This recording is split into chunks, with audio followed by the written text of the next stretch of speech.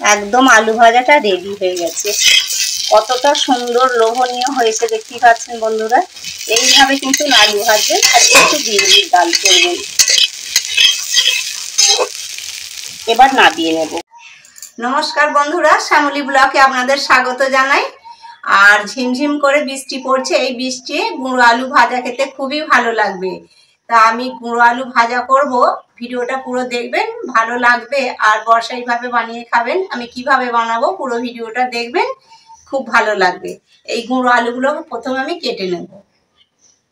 এই গুঁড়ো আলুগুলোকে ভেজে নেব, এত সুন্দর খেতে লাগবে না। আর বৃষ্টি পড়লে সব থেকে বেশি ভালো লাগে এই গুঁড়ো আলু। তাই প্রথমে এই গুঁড়ো আলুগুলোকে কেটে নেব। আলুগুলো সব কাটা হয়ে গেছে, আলুগুলোকে এবার ধুয়ে নেব। আলুগুলোকে বেশ ভালো করে এইভাবে লগুড়ে লগুড়ে ধুয়ে নিতে হবে, পরিষ্কার করে। আলুগুলো কেটে ধুয়ে নিয়েছি, এবার উনুনটা জ্বেলে দেব। এবার কড়াটা চাপিয়ে দিয়েছি, দিয়ে দেব জল। আলুগুলো দেবো, আলুগুলো ঠিক জলটা দেখেই দেব। দিয়ে দেব লবণ আর দেব হলুদ। জলটা মিডিয়াম রাখতে হবে, ঠিক আলু সমান বরাবর। আর দিয়ে ঢাকা দিয়ে দিচ্ছি, সেদ্ধ হয়ে যাবে। আলু ভাজার জন্য দুটো নিয়েছি আদা, এরকম টুকরো ছোট ছোট 3টে নিয়েছি, তাহলেই হবে। আলু অনুযায়ী দিতে হবে।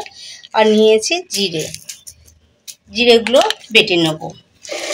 জিরে আর আদা একসাথেই বেটে নেব।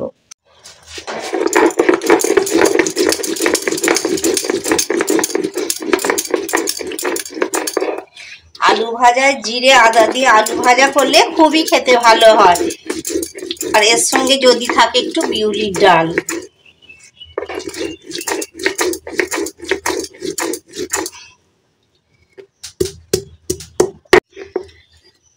জিরে আদা বাটা হয়ে গেছে, আমি এটাকে তুলে নেব। এবারে ঢাকাটা খুলে দেখে নেব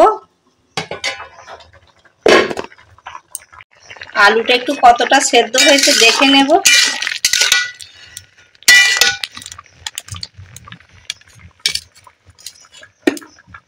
ব্যাস এরকম সেদ্ধ হলেই হবে। এবার আমি নামিয়ে নেব।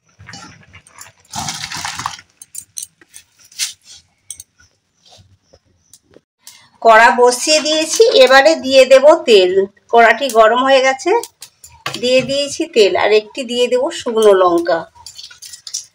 আর দিয়ে দেব তেজপাতাকে কেটে নিয়েছি। ভালো করে তেলটাকে গরম করে নেব।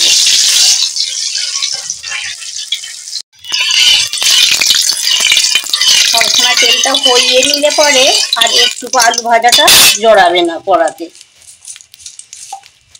আর দিয়ে দেব 5 ফোড়ন।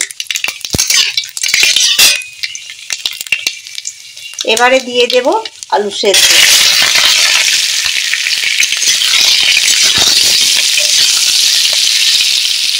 এত সুন্দর খেতে হবে, ফলা শুদ্ধ আলু ভাজা খেতে ভালোই লাগে, সবাই আবার পছন্দ হয় না। আলু ভাজাতে যদি নুনটা ঠিক দেওয়া যায় না, তাহলে আলু ভাজাটা খেতে খুবই ভালো লাগবে।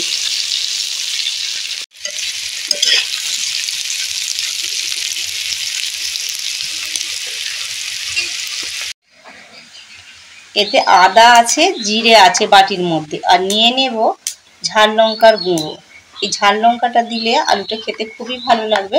আর অল্প পরিমাণে দিচ্ছি হলুদ। এটাকে এই সিলবাটা জল দিয়ে এটাকে আমি একটুখানি মিক্স করে নেব। আলু ভাজাটা পুরোপুরি একদম ভাজা হয়ে গেছে, আমি একটু দেখিয়ে দেব। ঠিক এইভাবে প্রথমে ভেজে নিতে হবে। পুরো দেখতে পাচ্ছেন আলু ভাজাটা কত সুন্দরভাবে ভেজেছি, এইভাবে ভেজে নিতে হবে। তারপরে দিয়ে দিব এই মিশ্রণটা।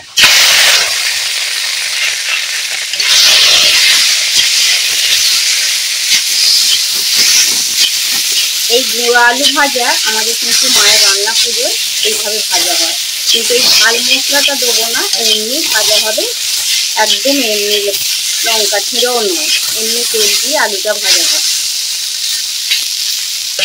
পান্তা ভাত দিয়ে খেতে খুবই ভালো লাগে।